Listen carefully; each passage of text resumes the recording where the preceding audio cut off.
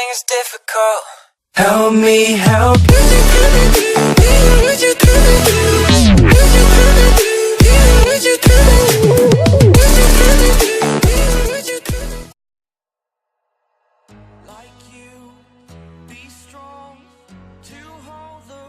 Hey, what is the reason for expectation back from the video? So today we're going to show you how to download the Inshot Pro APK for an device just for free. So you can see the actual Inshot Pro APK in the home screen. So today we're going to do it now.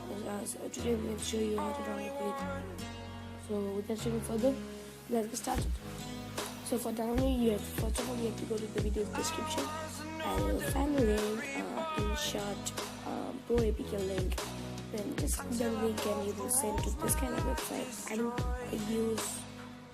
I will suggest you to use UC browser because it has fast download option. So just click the green down button in the middle and the download will actually pop up. So download it and install it. Then you will get the actual cracked version of the Inshot. So that's all for today. If you like the video, don't forget to hit that subscribe button, also hit that thumbs up, and if you have any problem, let me know in the comment section. That's all for today. I'm signing out.